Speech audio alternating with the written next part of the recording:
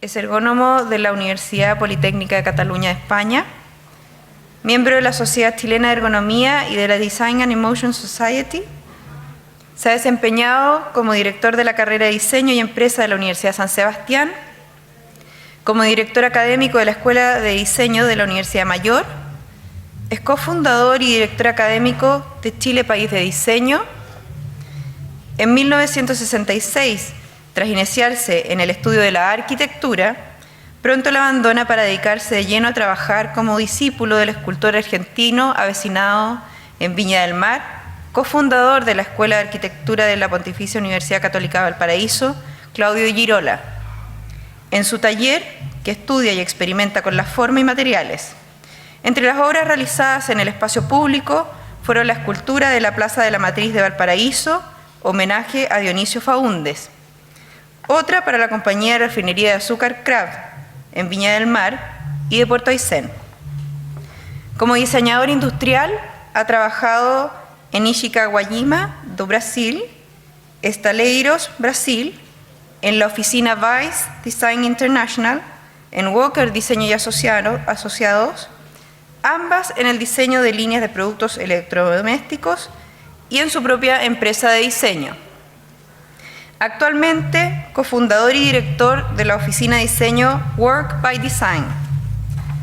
Ha desarrollado la docencia en las universidades de Chile, Valparaíso, Mayor y San Sebastián, enfocándose fundamentalmente en los cursos de creación y administración de la forma como composición, forma y experiencia, habitantes y objetos, talleres de proyectos y ergonomía. Hoy es parte de la planta de nuestra Escuela de Arquitectura.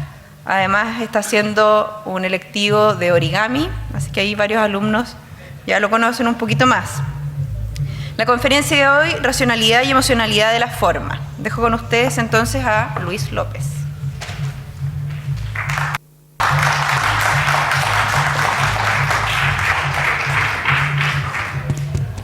¿Aló? ¿Escuchan? ¿Sí?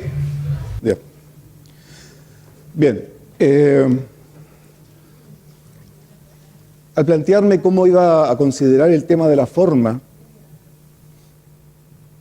podría haberlo hecho digamos, de muchos puntos de vista, especialmente de lo que es la percepción, que es un tema que lo manejo. Pero preferí hacerlo desde otra situación distinta, que a su vez eso me ha servido como para poder reflexionar acerca del tema de la forma. Y son a partir de lo que es, digamos, lo que ha sido mi experiencia con respecto a la forma y el espacio. Por lo tanto, esta presentación está desarrollada a partir de lo que es momentos experienciales acerca de esta interacción que he tenido con la forma.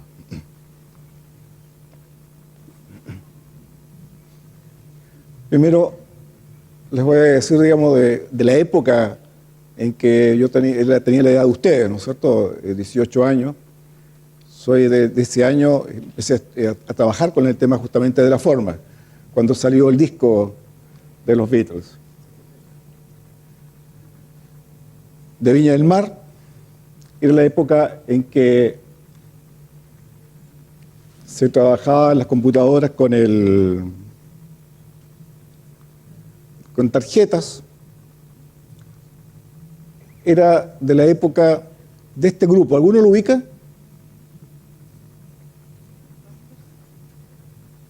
¿Ah? Los Jaivas. Los Jaivas eran así, muy formalitos, ¿no? En esa época. Eran de high and bass, ¿no?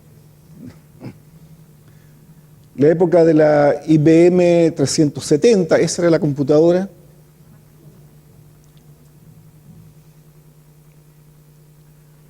Y del periodo también en que fue el momento cúlmine de la época hippie, ¿eh? Creo que fue el año 6 de junio, creo que fue que hubo la gran reunión de Summer of Love. Y ahí fue, digamos, un momento cúlmine y de ahí empezó a bajar el movimiento. Ya. Lo otro importante es que durante esta conversación que vamos a tener con ustedes, no voy a llegar a ninguna conclusión, ¿eh? Simplemente vamos a tratar ciertos temas, voy a dejar abierto esta posibilidad de manera que ustedes a lo mejor en algún momento lo puedan retomar y ver otras oportunidades, otras situaciones y otras posibilidades.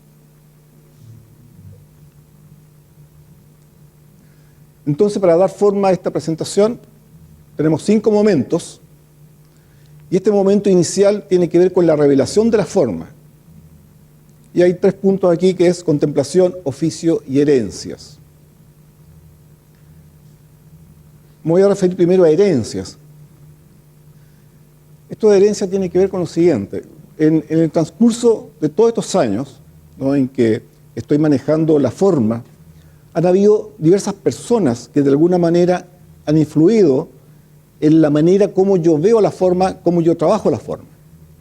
Yo creo que eso le va a pasar a ustedes también, ¿no?, que han sido maestros tanto directos o indirectos, pero que han sido muy importantes, y que han sido muy importantes en el desarrollo de la arquitectura, del arte y también del diseño. Casi todo producto humano material, aunque solo sea en una medida ínfima, contribuye a la transformación de la realidad.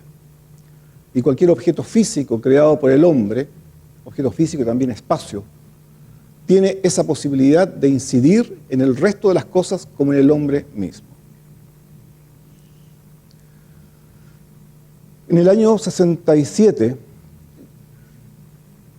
en la Escuela de Arquitectura de la Universidad Católica de Valparaíso, en la que yo entré a estudiar arquitectura, pero solamente estuve un semestre. Estuve un semestre porque allí en la escuela fue uno de los cofundadores, Claudio Girola, ¿no? Y Claudio, como escultor, fue la persona que me abrió otro espacio distinto al tema arquitectónico. Yo estudié todo el primer semestre y él tenía el taller en un patio de la escuela. ¿Y qué me pasó en ese momento? Tenía sus esculturas, y lo que me produjo a mí el tema de la escultura al verla, al tenerla ahí presente, al tener esa forma, fue, yo creo que algo parecido a cuando un hombre ve a una bella mujer. Es algo como eso, es decir, un estado de contemplación que estaba hablando antes, fuerte, fuerte. Y es así que me iba todos los días a pararme frente a su taller a ver esa escultura. Hacía eso. Y finalmente, poco a poco, está sonando el celular, poco a poco, al taller yo iba entrando un poco más, hasta poder estar dentro del taller. Él no permitía que la gente entrara a su taller, ¿no? Fue muy gradual mi entrada a ese taller, a trabajar, primero a ver y después a trabajar. Ahora, ¿quién fue Claudio Girola? Claudio Girola, junto con Ennio Giomi, que es su hermano, Maldonado, Lito y otro pintor más, fundaron en Argentina el movimiento de arte concreto, con lo cual inauguran el movimiento de arte moderno en Argentina. Y una de las personas es Tomás Maldonado. Tomás Maldonado fue uno de los directores de la Escuela de Diseño y también de Arquitectura de Ulm, en Alemania, que tuvo un impacto muy fuerte en el mundo del diseño y también en la arquitectura, pero más fuerte en el mundo del diseño. Entonces estas 3 personas, nosotros por eso están en rojo, de alguna manera han influido en el desarrollo de la forma, en la manera como se mira la forma. Distinto la mirada de Girola que la mirada de Maldonado.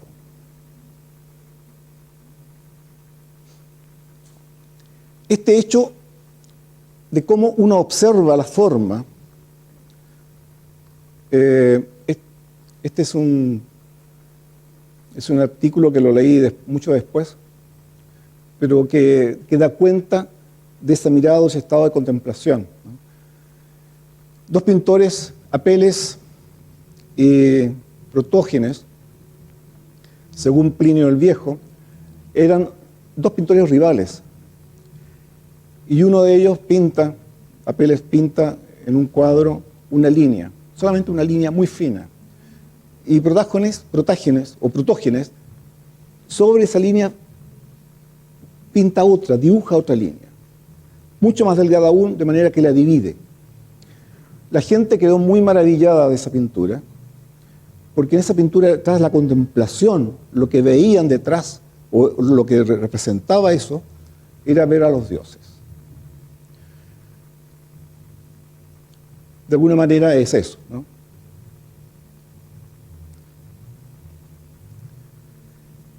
¿Cuál fue el carácter de la forma de Claudio Girolamo? Lo que él hacía era dibujar líneas, y eso fue la impresión que me dio. Eran líneas en el espacio. Por lo tanto, lo que uno veía eran volúmenes, o sea, dibujaba el contorno de ciertos volúmenes. Y a medida que uno giraba y veía la visión por todos lados, el volumen iba cambiando. O sea, encerraba el espacio solamente a través de líneas. La otra manera de trabajar a través de planos, ¿no? Volumen. Posteriormente, en otro momento del trabajo con Claudio, fue este trabajo que solamente es el material agregado. O sea, ya no iba transformando el material, la materia de trabajo, sino que lo iba solamente agregando. Y este trabajo, que es el metal prehecho, ¿no?, que se compra en la ferretería o donde venden metales, posteriormente, en otra etapa de los procesos, es una especie de desconstructivismo de la forma. Esta es la manera como trabaja el metal. ¿Y cuál es la idea? Es mostrar el vacío de lo lleno. O sea, a través de estos límites de la forma, interrumpe el volumen. Y se muestra el espacio como una forma.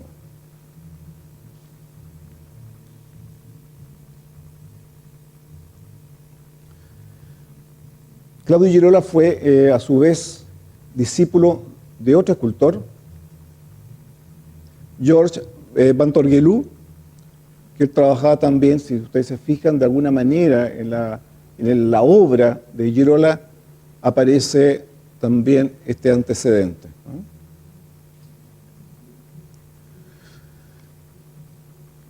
Otro escultor que produjo también una fuerte presencia en los trabajos que yo realicé posteriormente fue Brancusi. Brancusi, a través de lo que es la finura y el oficio del trabajo, del tratamiento, ¿no es cierto?, como una joya, ¿no?, en los brillos y el volumen.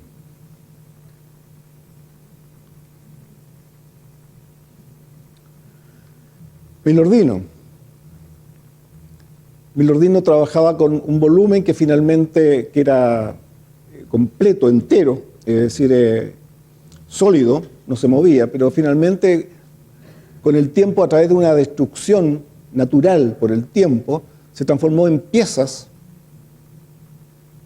con las cuales se puede jugar. O sea, la escultura estaba en movimiento.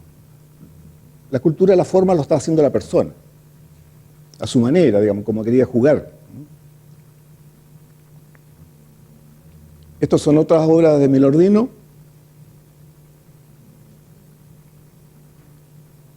Otros trabajos. Bueno, Milardino, ese soy yo. En esa época yo me llamaba Milardino, yo no quería aparecer con mi propio nombre.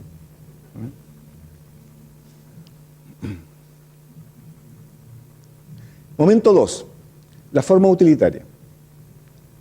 Hasta aquí he estado conversando con ustedes sobre la forma en cuanto a arte, que tiene que ver con la contemplación, en que la forma no aparece tampoco con un significado, ¿no es cierto? Siempre cuando uno se enfrenta a una obra, a una forma que es de arte, a veces piensa, dice, ¿y esto qué significa? Eso a mí muchas veces me pasó. Bueno, ¿qué significa esto? No significa nada. solamente es el estar frente a la obra y qué es lo que le pasa a esa persona frente a ese trabajo. Es como cuando ustedes pueden escuchar una música. ¿Qué es lo que les pasa, digamos? Va a haber algo le va a pasar. ¿Ah? O a lo mejor no le pasa nada. El momento 2 tiene que ver con la forma utilitaria. Yo había estudiado arquitectura al menos un semestre. Los siguientes 2 años y medio solamente estuve trabajando en escultura. Y ahora como anécdota, durante esos 3 años mis padres siempre creyeron que yo estudiaba arquitectura. Estaba tratando de ser escultor en ese momento. ¿No? En este momento 2 ocurre otra situación distinta. Uno de los profesores ahí de la Escuela de Arquitectura me dice: oye Luis, ya que tú estás trabajando con materia, ayúdame y quiero que tú me colabores conmigo para hacer el diseño de una botella de aceite. Bueno, allí significó tener que ir a ver en las casas, de casa en casa, a ver cómo la gente usa el aceite, cómo estaba el aceite puesto en la estantería, cómo se vende, cómo se usa. Y finalmente este fue, de hecho, el primer diseño industrial que yo realicé. Si se fijan ustedes en la forma, les digo, si yo lo veo ahora, esta forma que desarrollé en esa época es horrible, es fea. Pero sí era muy fácil de usar. ¿Ah? Estaba a la mano, era excelente a la mano. Pero el punto de vista de la forma no era excelente. Si recuerdan las imágenes anteriores, tiene mucho que ver con los volúmenes de Brancusi, ¿no? El volumen lleno, con el brillo, ¿no? De alguna manera eso pasó aquí a la botella de aceite.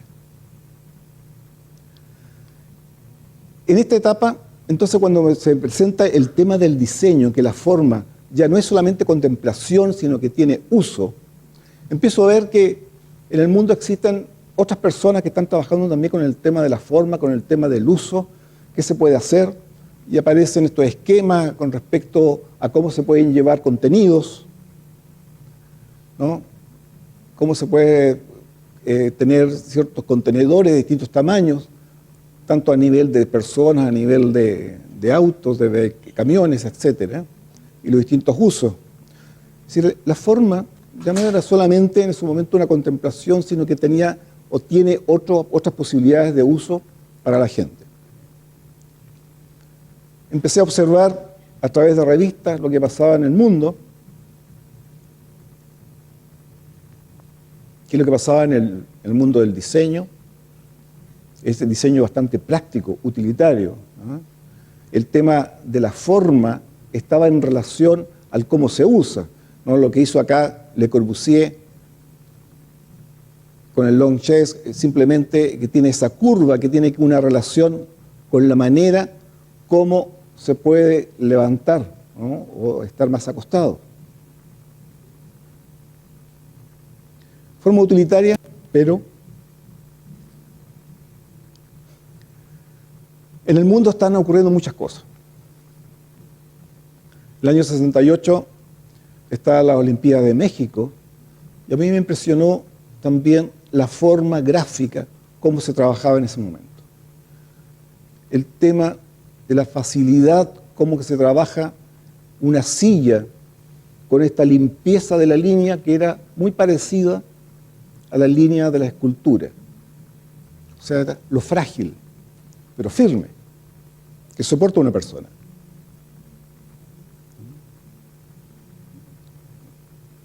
La imagen de Shell, asientos, el uso de otro material, el plástico.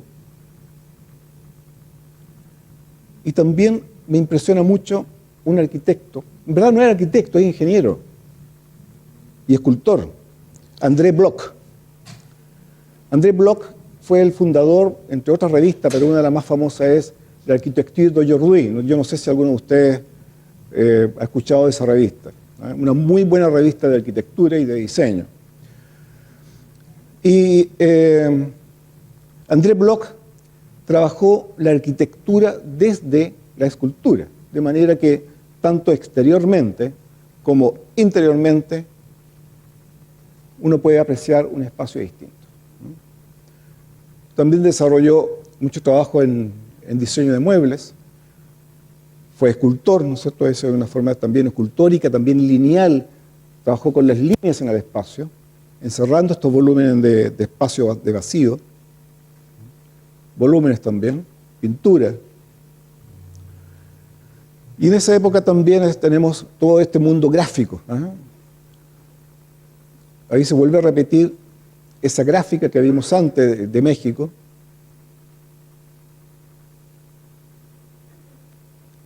Las cúpulas hacían todo inflable. Todo lo inflable en esa época también fue un boom. Momento 3. La racionalidad. Hemos pasado desde la contemplación de una forma que puede ser más libre a una forma utilitaria. Y aquí viene la otra parte, que es la racionalidad. ¿Qué es lo que es la racionalidad? ¿De qué manera es posible hacer más eficiente, por un lado, un proceso de diseño o un proceso para desarrollar una forma, y también cómo ser lo más objetivamente posible, es decir, no desde lo que uno quiere expresar, sino desde afuera, desde lo que pasa con el exterior, qué pasa con las personas. Allí ya estaba estudiando recién. Si se fijan, primero yo hice mucho diseño y posteriormente empecé a estudiar, digamos. El año 69 empecé a estudiar recién. Y aquí aparecen ya algunas situaciones respecto como declaraciones fuertes. Y esta declaración es de Tomás Maldonado. Dice, el factor estético constituye meramente un factor entre muchos con los que el diseñador puede operar, pero no es el primero ni el predominante. Junto a él también está el factor productivo, el constructivo, económico y quizás también el factor simbólico. Dice, y quizás también el factor simbólico. Es decir, aún Tomás Maldonado dejaba muy de lado todo lo que puede ser el trabajo de la forma, llamémoslo entre comillas, que tenga un carácter mucho más estético. En el fondo, era posible desarrollar formas estéticas, pero dentro de una racionalidad en la construcción de la forma. A pesar de que Tomás Maldonado fue un artista, ¿no es cierto?, un pintor, dice, el diseño no es un arte y el diseñador no es necesariamente un artista. Las consideraciones estéticas han dejado de ser una base conceptual sólida del diseño industrial. La fuerza impulsora de nuestra curiosidad, de nuestros estudios y de nuestro trabajo teórico era el deseo de proveer al trabajo del diseñador de una base metodológica sólida. Y esto ya lo dijo el año 84. Vamos a ver cómo cambia esta idea de lo que es la estética de la forma en el diseño y también, digamos, de alguna manera en la arquitectura. En la arquitectura no tengo mucho espacio con respecto a qué es lo que ha pasado, pero tengo imágenes de que sí, digamos, pudo haber influido de alguna manera, digamos, alguna de estas declaraciones. Entonces, en los estudios aparece la coherencia formal y la gestalt como una manera metodológica de aprender a desarrollar formas.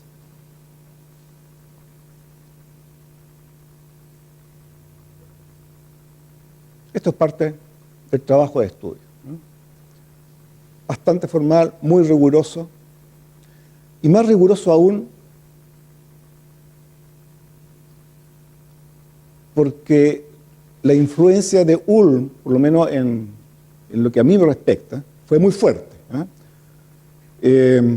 A Tomás Maldonado, que ya lo habíamos nombrado, que lo vimos en la fotografía, posteriormente yo lo conocí en Argentina. Conversamos bastante justamente del diseño y del arte, y a mí me chocó, porque justamente dejaba el arte fuera.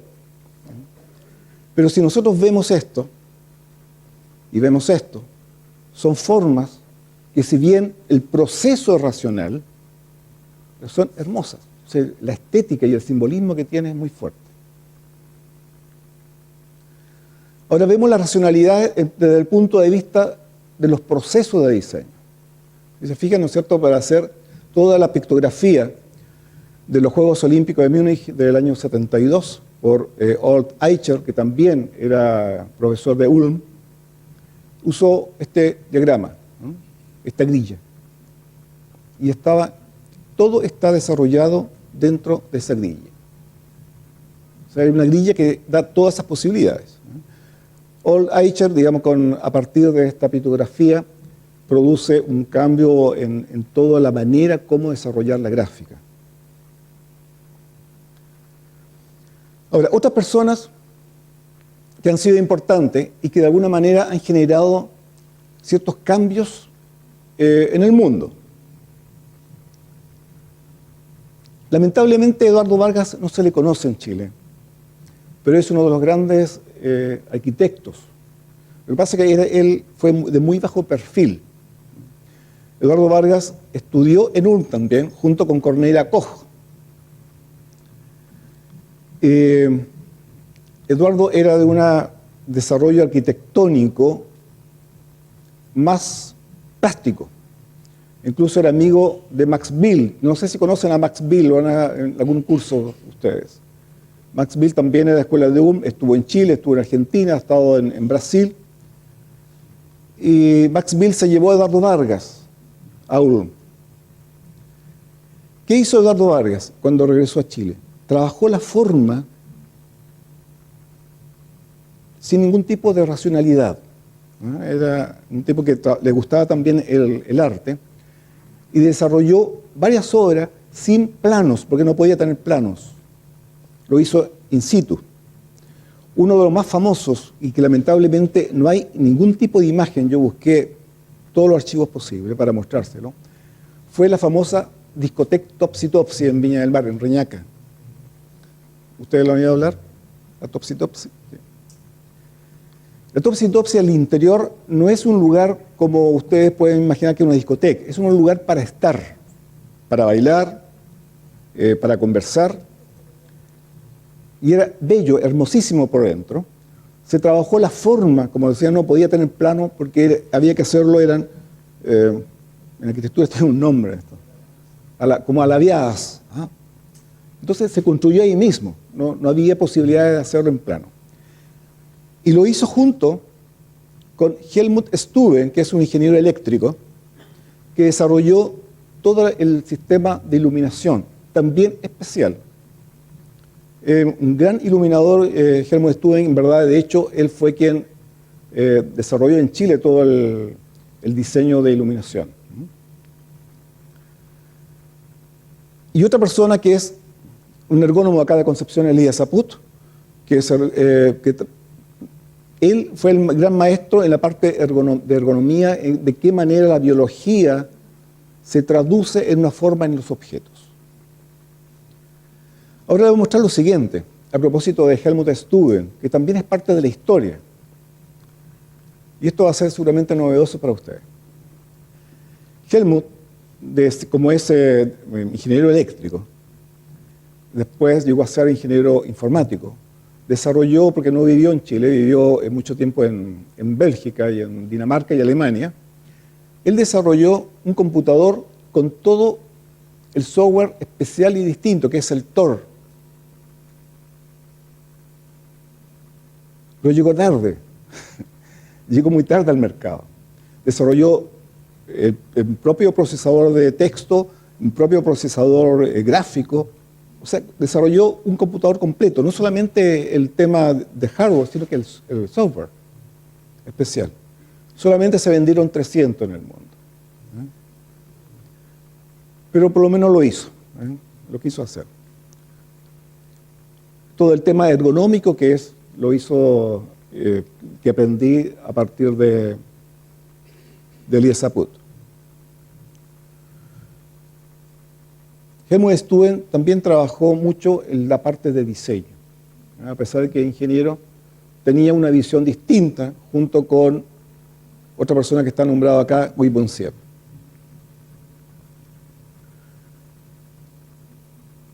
Estas son las revistas de Industrial Design. Todos los diseños que ustedes se fijan ahí también son muy limpios, muy racionales, muy de Ulm. Esto es la moda del año 67, la lambreta, las revistas de esa época. Pero en el arte estaba ocurriendo otras cosas. Tingley, con sus máquinas no utilitarias, Arman, con sus texturas textiles fundamentalmente, Donald Judd, con todo un trabajo de volúmenes en escultura-pintura, William de Kooning, el expresionismo abstracto, el argentino Luis Fontana, que se hizo famoso simplemente por cortar las telas, las perforaba, nada más. Raymond Abram, este es del grupo Archigram, que en los años 67 empezó a desarrollar todo ese grupo muchas posibilidades, nuevas posibilidades de la arquitectura, que en ese momento eran imposibles todavía, ¿eh? Pero eran como posibilidad. Ahora es posible. Henri Troncois, que fue un diseñador y arquitecto también francés, que estuvo en Chile, estuvimos trabajando juntos durante un semestre. De regreso a Francia, desapareció en el mar, nunca más se supo de él. Falleció en su regreso. Milton Glaser, un diseñador gráfico que se hizo famoso con el I Love New York, ¿no? Ese es Milton Glaser. Michael Graves, un arquitecto que trabajó en una parte de sus obras con fuerte influencia de Le Corbusier. Posteriormente, digamos, con el postmodernismo, digamos, es otro tipo de arquitectura. Piero Gatti, un italiano que desarrolla el sillón pera. Momento 4. La semántica del producto, o sea, la semántica de la forma. ¿Qué es la semántica? ¿De qué manera el producto puede dar a entender a otra persona su significado? En los años 90, Klaus Krippendorf y Reinhard Butter definieron el significado de la información transferida a los productos a través de la forma. Entonces, el tema ya no es la forma sigue a la función, sino que la forma sigue al significado. Por lo tanto, si ustedes se fijan en esta imagen del urinario, ya no es el urinario como la forma utilitaria en sí, sino que se desarrolla otro tipo de signo de comprensión de esa forma que tiene que ver con otras cosas, ¿no es cierto? Ahí estamos viendo lo erótico de la forma ya. Además es el rojo fuerte que le colocan a estos urinarios. Y tenemos otro que, si bien no tiene esa característica, pero tiene otro significado, ¿no? Que es el acto o la manera habitual como el hombre va a hacer pipí en un árbol. Pero acá se le coloca el urinario al árbol, ¿eh? Pero también tiene ese significado. Si no tiene bien esta fuerza o esa pasión de la forma, tiene otra semántica. Entonces la semántica del producto se define como el estudio de las cualidades simbólicas de las formas hechas por el hombre en el contexto cognitivo y social de su uso. Se refiere a la relación entre el usuario y el producto y la importancia de que los objetos se asumen en un contexto operacional y social, es decir, en un momento en que la relación o la interacción con el objeto, la persona con el objeto, puede funcionar. El hombre opera con ese objeto. Bueno, ¿y qué pasa entonces con la cuestión de la utilidad o la finalidad práctica? La finalidad práctica, que es el principio de orden que subordina ciertos objetos o espacios y ciertos actos a otros objetos, espacios y otros actos, que hace que un objeto se dirija a otro, el cual se constituye en su razón de ser. Y aquí tengo una pregunta, y quiero que ustedes me la puedan contestar. Vanessa, ¿dónde está Vanessa? Ya. Gracias, Vanessa. La pregunta que le quiero hacer a ustedes, a ver si alguien me la responde. ¿Para qué sirve o cuál es la utilidad práctica de la forma y del sentido que tienen los anteojos ópticos. Pásaselo a cualquiera, digamos, que responda. ¿Cuál es la utilidad de los anteojos ópticos?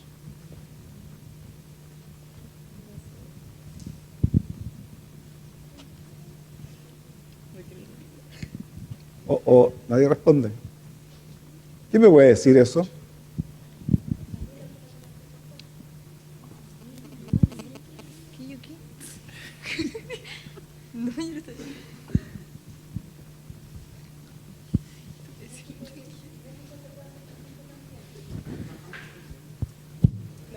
Ya que alguien responda. Nadie puede responder.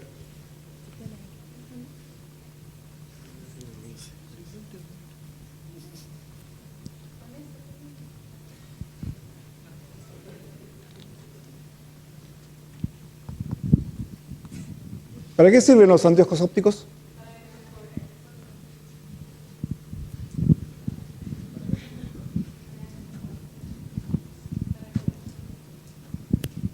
Pásale, por favor, a la profesora.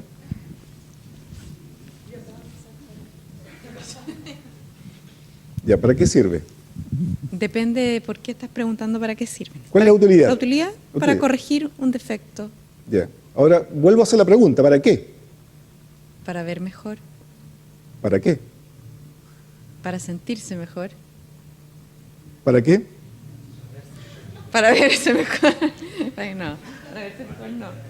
Para ser feliz, finalmente. Sí, pues para desenvolverse Sí, bien. para desenvolverse bien. ¿Cierto? Justo. Ya.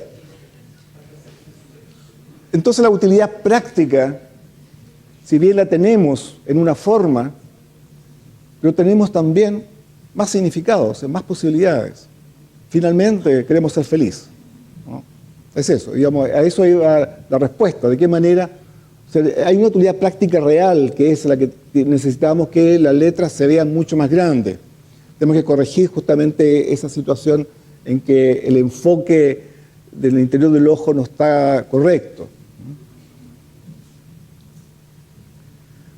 Y hay otras situaciones de la utilidad práctica, ¿no? Tenemos que estas formas, los controles de televisión, por ejemplo, están llenos completamente con muchas teclas.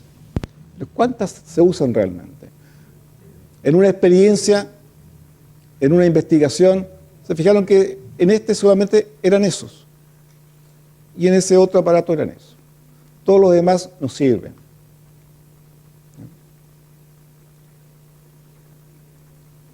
Entonces el concepto de utilidad sitúa el centro de gravedad del objeto fuera de este último. Lo concibe como travesía, etapa en un movimiento que va más lejos, quiero decir, que camina hacia el fin. Ahora bien, cada objeto es a la vez que corresponde a un fin, igualmente algo que reposa en sí mismo, que es en sí mismo su propio fin. Muchos objetos no son casi más que eso. Los objetos tienen sentido. Los objetos, en efecto, si no tienen utilidad en el significado estricto de este término, tienen un sentido. Utilidad y sentido son las dos formas que puede revestir el derecho de ser a la existencia.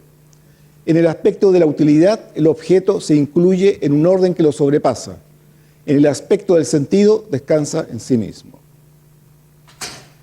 Entonces, la utilidad práctica de los lentes ópticos, la función, al final, además de ver bien, es ser feliz, ¿no? Tener una satisfacción por poder ver. ¿Y en la arquitectura?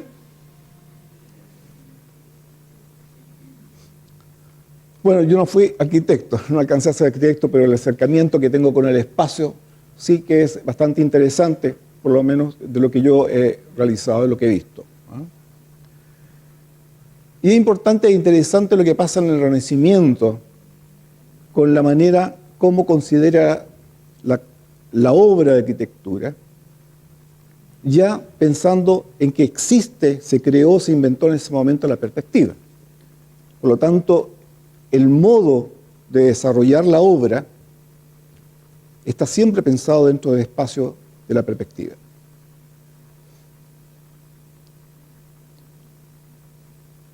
El Duomo de Florencia, ¿no es cierto?, tiene calidad homogénea, continente contenido, envuelve y desenvuelto, y la antigua concepción escuaje de aire encerrado, muros o bóvedas, sistema de plano cerrado y superficie que determina una forma interior.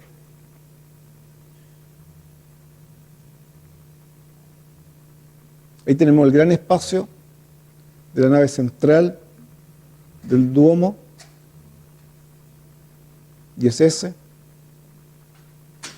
Y este otro es de San Pedro. Aquí coloqué la experiencia espacial de Fantomas. Fantomas en verdad se llama Carlos. Es un arquitecto, amigo, chileno, que a pesar de haber estado mucho tiempo viviendo en Europa, y volvió a Chile y fue de vacaciones a Europa, y quiso especialmente a Italia y al Vaticano. Y se fue con su esposa. Y la anécdota es la siguiente. Tuvo la oportunidad de entrar en un momento en que estaba visitando, pero estaba visitando la plaza solamente, y vio una fila de personas que querían entrar al interior de la iglesia, y se para detrás de una monjita y se fijó en ese momento que para poder entrar había que tener una invitación especial, no cualquiera entraba. Y a la monjita le sacó las entradas, la invitación que la tenía en un bolsillo y estaba abierta el bolsillo. La monjita no entraron y mi amigo y su esposa pudieron entrar. Bueno, tuvieron la ocasión de estar frente también al Papa, ¿cómo se llama el anterior? Juan Pablo II.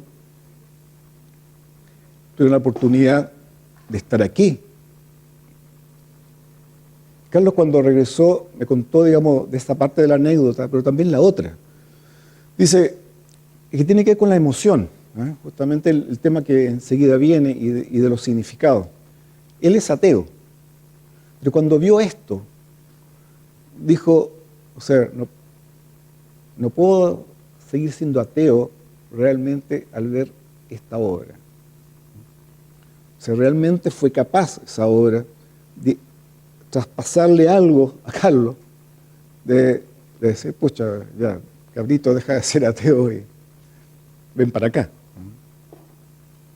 Se dice que era tal la majestuosidad que tiene el interior, que era increíble, ¿no? Esos grandes espacios. O sea, la capacidad que tiene en este caso el espacio interior, la forma interior, de producir algo en la persona.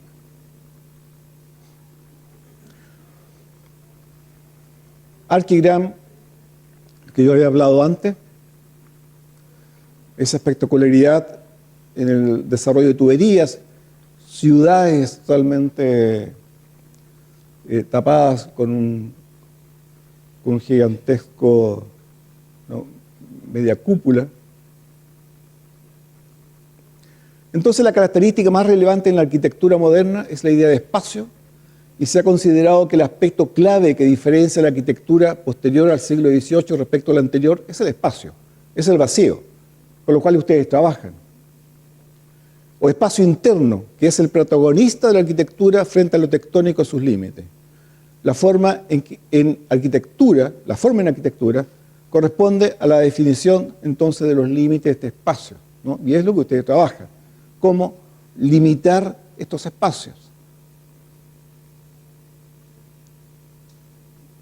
Recuerden ahora al escultor, también lo que hacía al trazar estas líneas en el espacio, Claudio Girola, lo que hacía es justamente delimitar este espacio interior, separándolo del exterior. Espacio donde las cosas asumen su lugar y es escenario de los actos y prácticas humanas. Es en este lugar donde acontece el espacio de la experiencia del espacio. Es la experiencia del espacio que tuvo mi amigo Carlos ahí en San Pedro. Ustedes ya han visto estas imágenes, ¿no es cierto?, en Brasilia, ¿no?, cómo esta capacidad de capturar esos espacios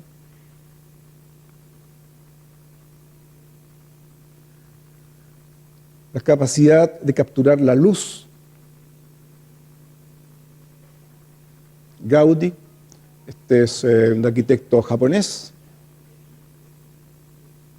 no recuerdo el nombre. Le Corbusier, que trabaja toda la luz interior para producir justamente este recogimiento interior, lo que define el estar en el espacio en un templo.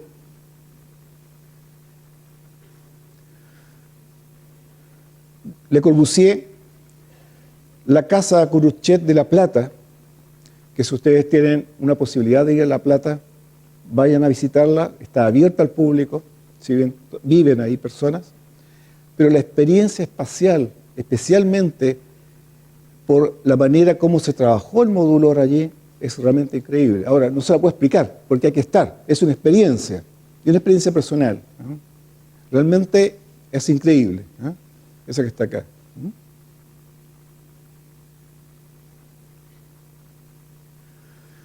Este es el pabellón que hizo Le Corbusier para una exposición, el pabellón de la Philips, y lo trabajó en la parte interior con un músico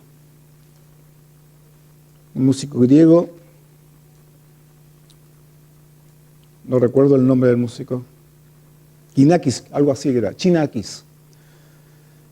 Y decía Le Corbusier, el espacio no solamente es el límite, sino que también el interior debe llenarse con música. Y ahí desarrolló un sistema computarizado musical, que es una obra electrónica con Xenakis.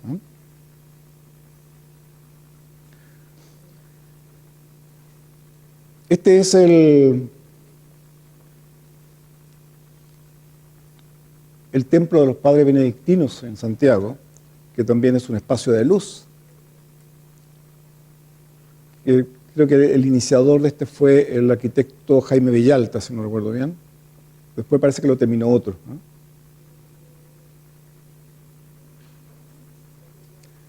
Otro japonés, Toyo Ito. Vean la manera como trabajan los espacios, de poder capturarlo. Y aquí hay dos situaciones que también tienen que ver con la forma. Dice, el ojo es la percepción espacial y la percepción de la sombra. Pero voy a empezar por la percepción de la sombra, que creo que es un tema que está relacionado con la arquitectura y también tiene que ver con otra anécdota muy especial en un viaje que hice desde Santiago a Talca, en que iban detrás de mí venían dos campesinos, talquinos, y venían conversando, cuando yo me di cuenta de esa conversación, acerca de las sombras. Es una extraña conversación de dos personas, campesinas de la sombra. Y estaban hablando de las cualidades de la sombra, de los atributos de la sombra, y la capacidad, lo que yo vi de ellos, era de hacer una clasificación de sombras.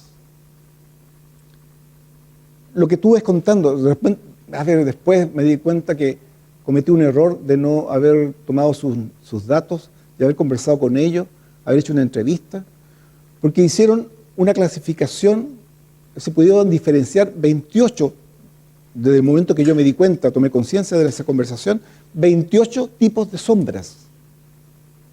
O sea, no sé si alguno de ustedes ha tenido la capacidad de ver esta forma, capacidad de valorar lo que significa la forma de una sombra y su cualidad y atributos. Es algo muy especial, por eso lo traigo aquí a colación, que tiene que ver cómo definir y desarrollar sombras, que tiene que ver con el espacio arquitectónico. Y lo otro es el ojo.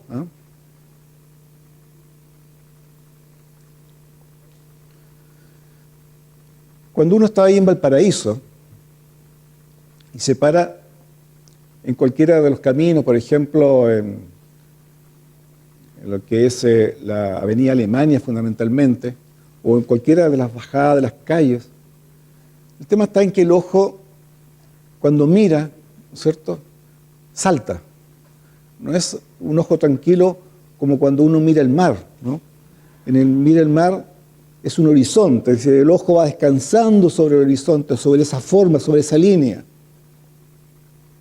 Pero aquí la manera como el ojo empieza realmente a temblar, a quebrarse, porque ve así, ¿eh?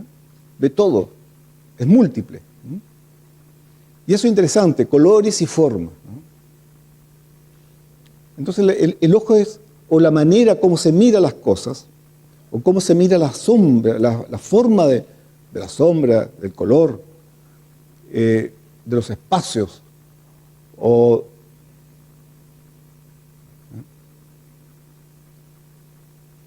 que es muy distinto a esto. ¿Eh? Aquí no sé qué pasó.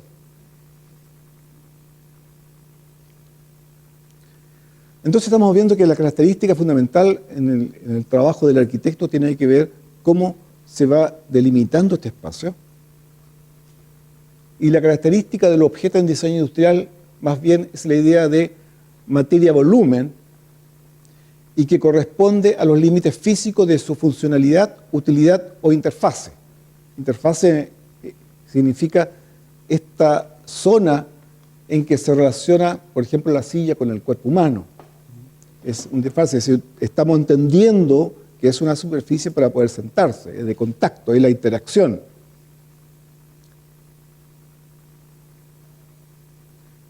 Y entramos al otro tema, la emoción o afecto.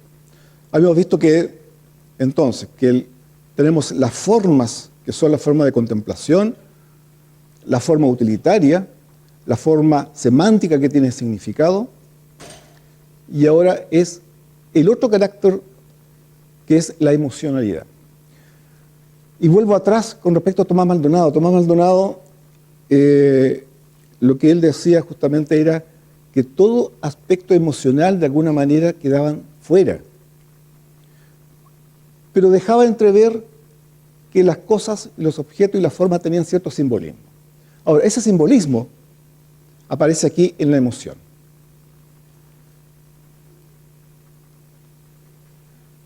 Una gran emoción y fuerte emoción. Vanessa, ahora de nuevo voy a preguntarles. Por favor, ahora necesito que respondan. No se queden mudos. Aquí hay 8 objetos que son 8 objetos que cumplen la misma función. Hierven agua. Pero tenemos forma distinta. Esa, esta y esta otra. Mi pregunta es la siguiente. Y no solamente a uno, sino que a varios y respondan rápido, sin pensar mucho. Por favor, Vanessa, te pido que pase, o mejor gritan nomás. Eso es mejor.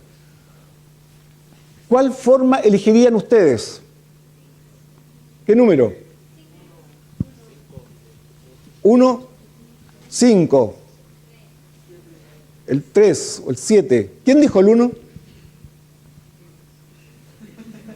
Tú dijiste el 1. Ya, ¿quién dijo el 5? Ya, ¿por qué dijiste el 5? ¿Por qué? Porque se ve más armónico. Se ve más mucho armónico. ¿Te pasó algo? Que es más minimalista en realidad. No sé. Pues por eso en realidad, porque es como mucho más minimalista, más simple. Ya. Eso. ¿Quién eligió el 3? Alguien dijo 3. Tú. ¿Por qué razón? Más convencional. ¿No te gusta lo no convencional?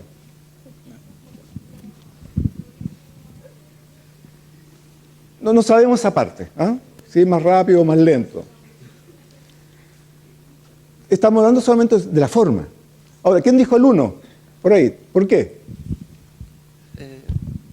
Porque es más como práctico en el sentido de que los otros son básicamente para más agua. A mí me gusta simplemente calentarme para mi taza simplemente. Exacto. Es solamente para hervir, se coloca en la taza. Pero ocurre que estos son los que se venden. Y probablemente si tenemos esto en el mercado se va a vender mucho más eso. ¿No? Es un tema de la forma, es decir, y tiene que ver con la forma, con la emocionalidad de la forma, nada más. Este es un tema que además, no es que sea más obvio, pero se ve mucho más en las mujeres. Las mujeres cuando compran emocionalmente. ¿No? O sea, van a comprar por emoción, no compran porque realmente como tú decías, que es práctico o va a usar. No, compran más allá, por otra cosa. Compran emocionalmente. En verdad, en general, vamos a comprar por emociones, más que por otros significados.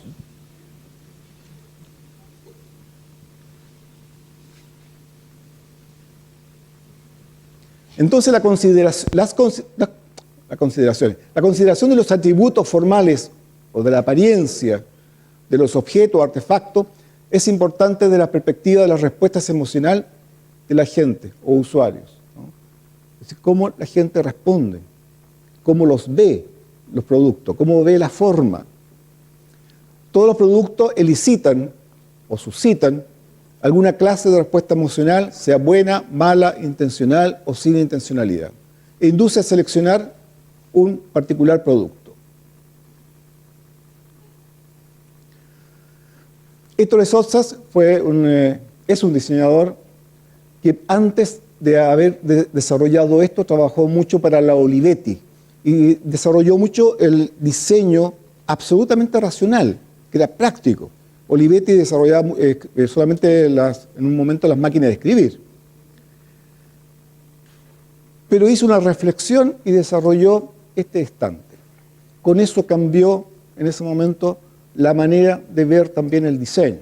Es decir, ¿por qué tenía que ser solamente utilitario si puede tener otras posibilidades, más allá de lo útil? Entonces, los objetos atractivos, de alguna manera, funcionan mejor.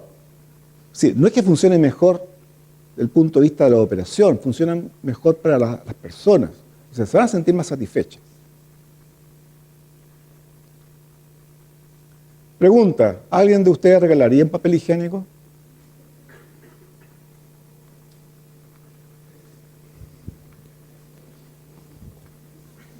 Algo tan utilitario como el papel. ¿Alguien lo haría o no?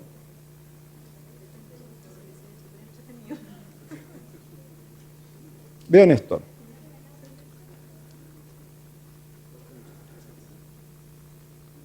Renova es papel higiénico para regalar.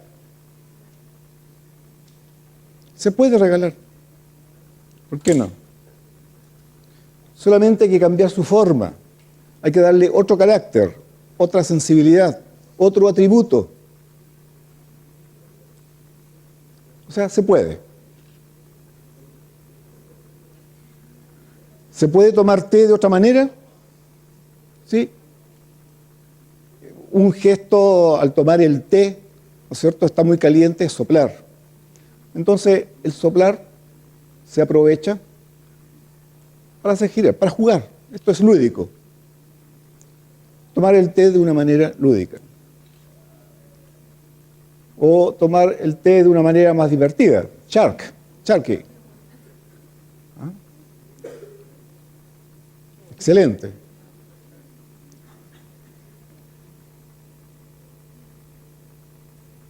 Eso ya lo habíamos visto. Esa era, ¿no es cierto?, otra alternativa a este.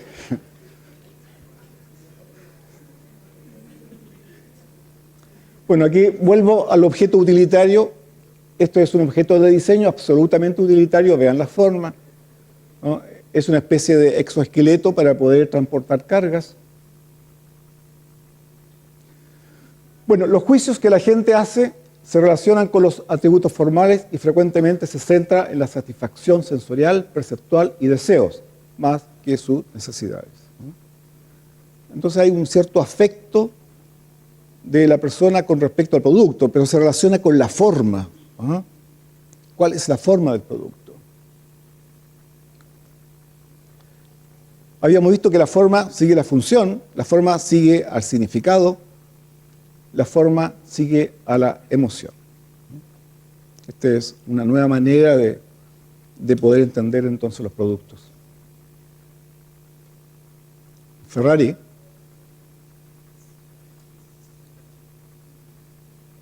otro Ferrari.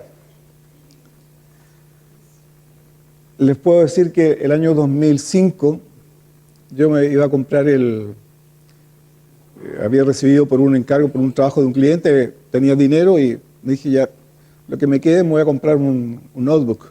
Empecé a buscar un notebook que tenga buenas características, ¿no es cierto?, buena capacidad, mucho RAM, etcétera, el más top en cuanto a operatividad. Y me encuentro con este, me acuerdo fue en Ripley. Imagínense lo que me pasó. Yo no compro emocionalmente, pero cuando vi este, no porque sea Ferrari, sino que el rojo y la forma que tenía, esto era el año 2005, me dije, no, esto lo tengo que comprar, tiene que ser mío. Me demoré más o menos 6 horas entre el momento en que lo vi, regateé, pagué y me lo llevé. De hecho, costaba 1.200.000 en ese momento. Me lo llevé por la mitad, 600.000. Pero me lo llevé. No, tenía que llevármelo de alguna manera, ¿no? Eso es una compra emocional. Yo jamás lo hago, esa vez lo hice. No podía ser de otra manera. ¿No? Bellísimo. Ahora no me sirve. Es muy lento. Se demora mucho, ¿no? Otros ejemplos de diseño que tiene significado por la forma con respecto al diseño más utilitario, ¿no? Vemos esto que en estos momentos empiezan a existir en las calles ya, pero es como elemento técnico. Aquí hay una inauguración también de luminarias, pero vean estas otras alternativas, ¿no? Hay otra manera. O sea, no tiene por qué ser con LED, es este el LED también, y no tiene por qué ser eso. O sea, aquí falta de diseño e inauguran esto que todavía sigue siendo antiguo. Entonces la experiencia emocional de la forma con respecto a uno, de la interacción con la forma, por un lado es una experiencia estética y por otro lado es una experiencia que tiene mucho significado, ¿no? De significado. Bueno, vamos a definir el término estético que hemos hablado aquí. Tiene que ver con el contexto de la estética del producto y asociado a lo que el producto presenta a los sentidos, especialmente la visión, como lo vemos, como forma. Y por otro lado, el contexto de la experiencia estética, que es con la respuesta cognitiva, ¿ah? Con la percepción o con los aspectos también emocionales de la experiencia. Hay 4 funciones semánticas de los productos. Ya como para ir cerrando. Describir, la forma del producto describe hechos, por ejemplo, su objetivo, que define la tarea, modo de uso o la manipulación. Expresar, la forma del producto que expresa los valores y las cualidades del producto. Para señalar la forma como el producto insta al usuario a reaccionar de una manera específica, por ejemplo, tener cuidado y ser preciso en su trabajo. Para identificar la forma del producto, identifica, por ejemplo, el propósito, el origen, la naturaleza y el área del producto. Y 4 categorías diferentes de placer en el uso del producto. Esta es dada por Jordan, un diseñador de Holanda, ¿eh? Dice él que se pueden distinguir el fisioplacer, el placer social, el psicoplacer y el ideoplacer. El fisioplacer, que es relacionado al tacto y celebración de un producto. El placer social en relación con las relaciones sociales de comunicación que un producto permite. El psicoplacer ganado cuando un producto ayuda a que el usuario establezca una acción. Y el ideoplacer en relación con los valores que un producto y su uso representan o apoyan. Ahí tenemos otros ejemplos. Si se fijan, fundamentalmente la publicidad aprovecha mucho lo que es el diseño emocional, ¿no? La emoción de la gente. No sé todavía cómo se podría describir esa mesa. Pero tiene sentido de todas maneras. En el diseño, ¿no?, de productos había un problema. ¿Cómo se puede medir la emoción? Bueno, se han desarrollado varias técnicas en las cuales a partir de ciertas evaluaciones o de encuestas es posible llegar a establecer formas, ciertas formas definidas que sirven como modelos para poder establecer las formas finales de productos, ¿no? Por ejemplo, en este notebook, esta es una forma que está determinada así, y este otro notebook se relaciona con esta otra forma, ¿no? Y a través de software se puede generar un diseño que esté más de acuerdo a la manera de sentir de un grupo específico de usuarios, ¿eh? De una cultura determinada o de un país determinado. Este es otro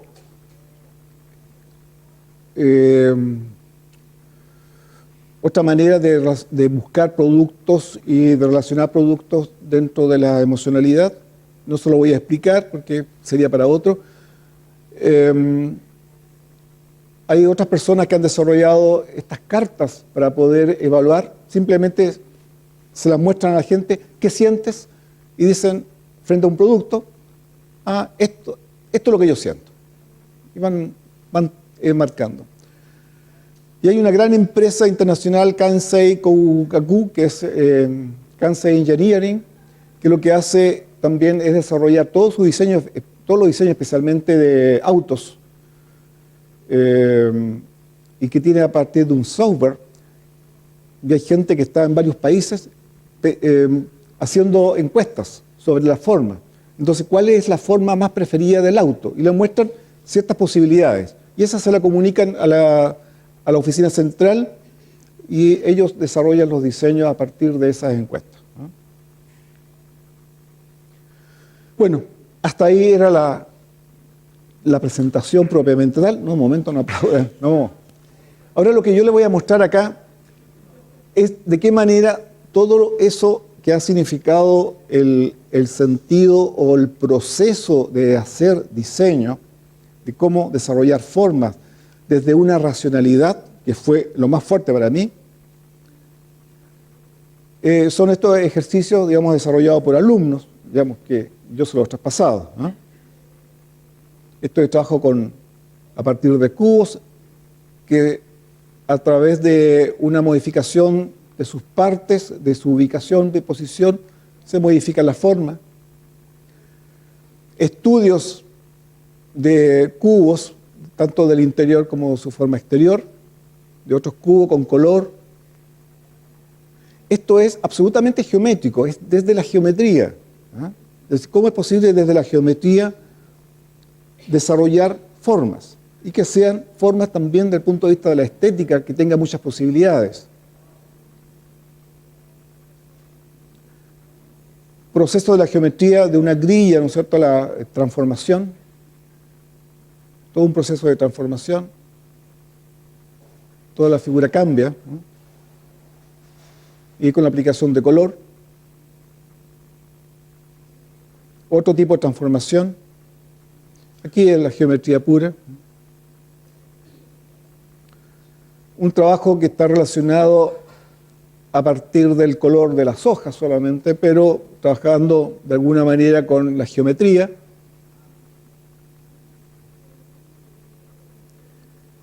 La textura a partir de las cosas naturales y la forma, ¿no?, que tal cual están allí, digamos, cómo la gente los coloca, ¿no?, en sus canastos.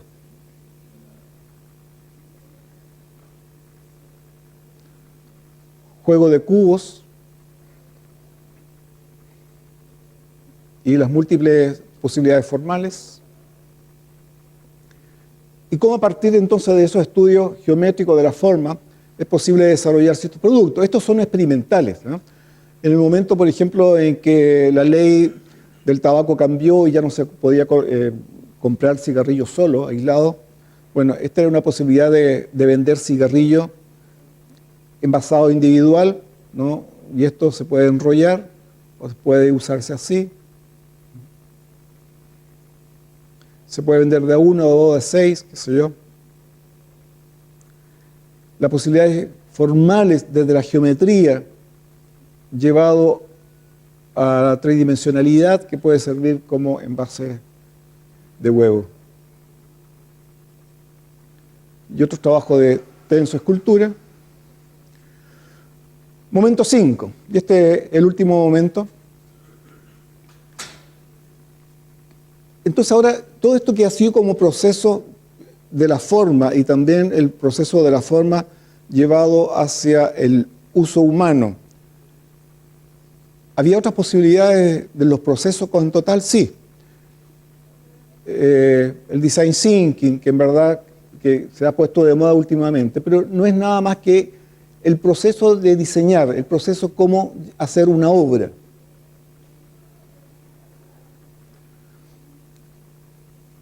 Uno de los que acuñó algo que en diseño y en arquitectura se hace, y este proceso de diseño que es a partir de la observación, ¿verdad? La IDEO, que es la empresa de diseño norteamericana, que Bill Murray fue uno de los fundadores, lo acuñó. O sea, lo bautizó y en verdad ya en todo el mundo ya se usa como una metodología, ¿eh?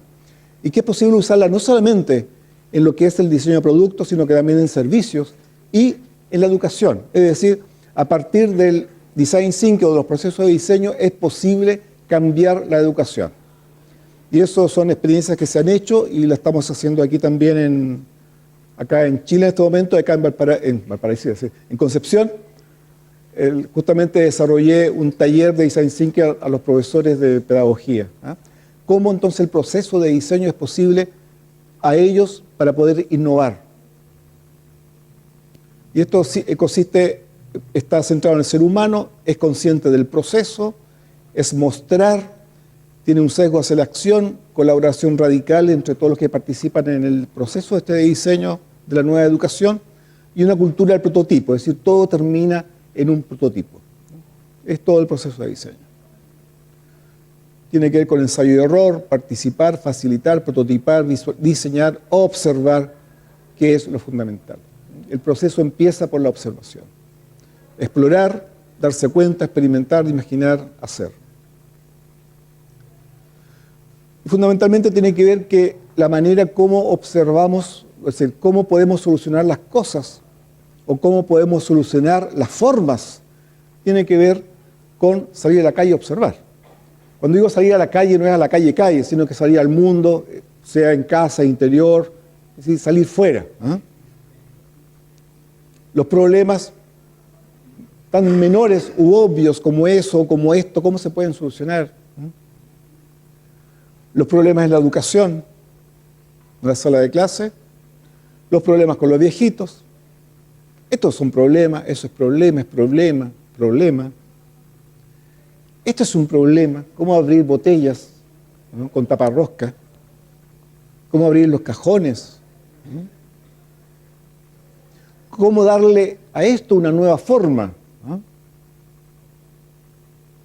Bueno, aquí hay nuevas formas. Estos fueron diseños desarrollados por los últimos alumnos de diseño. Como ustedes deben saber, la carrera de diseño se acabó.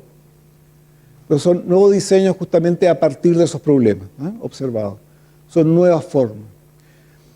Y aquí les puedo contar algo también justamente que tiene que ver con la emocionalidad. Estos mangos, ¿no?, de los cubiertos eran otros, no eran estos que están acá finalmente. Eran más gruesos, eran un poquito más toscos, visualmente no se veían bien. Y cuando fuimos a hacer la evaluación con varios viejitos, las señoras especialmente me dijeron, no nos gusta. ¿Por qué no les gusta? Pero tóquelo, siéntalo primero. Dijo, cierra los ojos, tóquelo. No, me dijo, no me gusta. ¿Pero por qué no le gusta? No son elegantes, me dijo. Tiene que ser elegante.